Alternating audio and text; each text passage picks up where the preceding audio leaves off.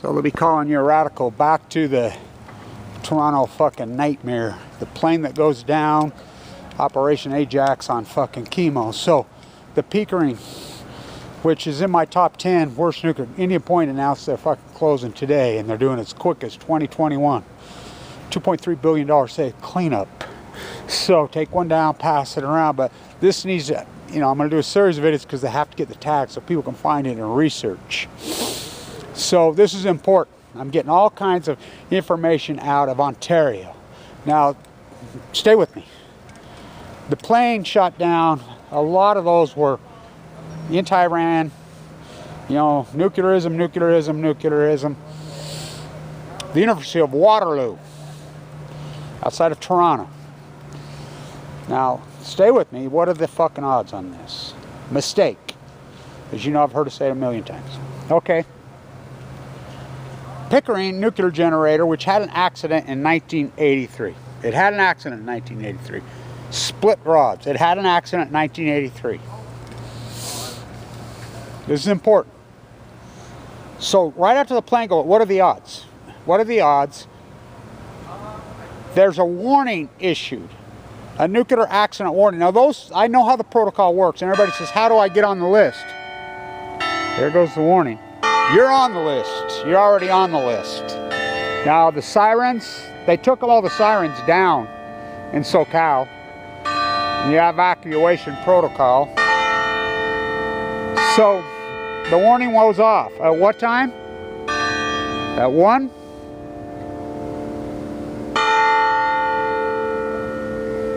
At 9/11. Now I've been confirmed this by multiple people. They sent out the warning at 9:11 a.m. on that Sunday morning. Now, by the way, most all nuclear accidents happen on Sunday mornings. Why? Because the regulators aren't in, and the crews, that's when they cheat. That's when that kid was killed on Easter morning down at Arkansas 1. Now, who's doing work on an Easter morning? Well, that's when they pull these stunts. They cheat on these generators like San Onofre, whatever. They always happen on a Sunday. San Onofre happened on a Sunday morning, but they got caught because they didn't know Kevin Blanch was watching. So, what are the odds? The plane goes down, 9/11. Or excuse me. God, there's a Freudian slip, 3/11, 9/11. By the way, just remember one thing. These 72 people, these are human beings that were murdered. Somebody murdered them. Somebody murdered them. And this whole dynamic, it gets crazier by the day in Iran. I mean, you can't make heads or fucking tails of it. How many planes flew down? Why this one? Why this one? You know, just a mistake. Okay. I believe them. The nuclear industry never lies. Kind of like they told us all the truth on Fukushima. Okay. All right. Yeah. Okay. They always lie. Fucking the boy who cried wolf on chemo. You know, you keep lying. No one's gonna. Well, they fuck.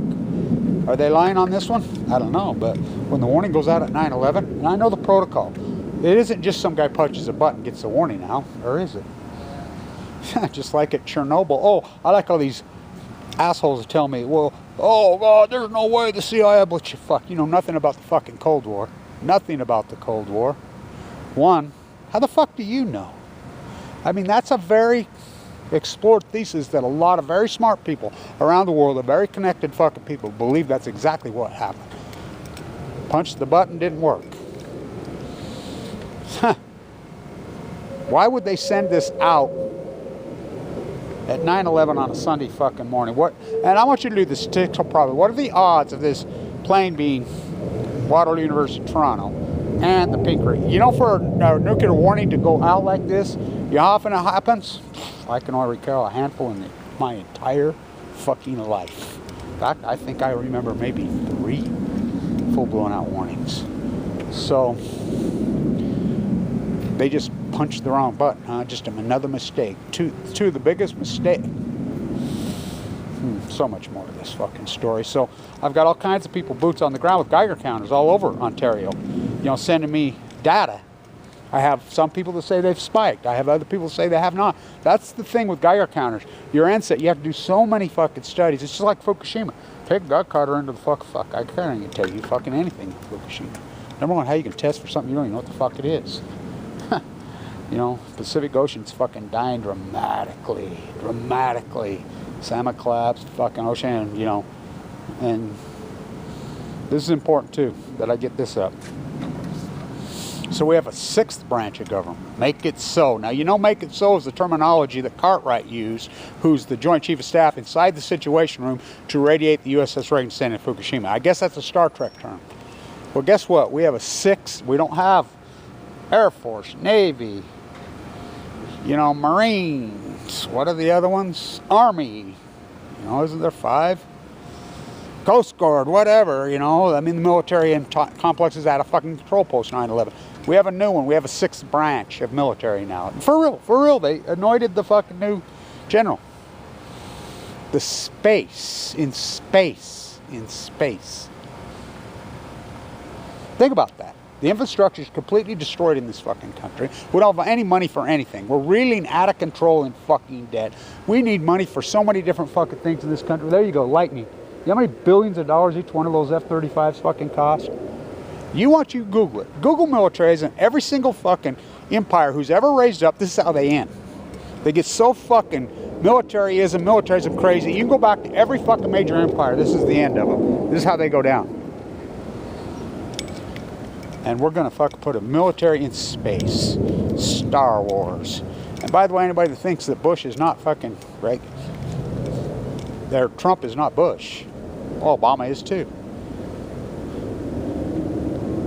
Bush's fucking #1 thing he wanted so bad was Star Wars. Military, a branch of government. I mean, think about that when this country's fucking broke off its fucking ass. So, stay tuned.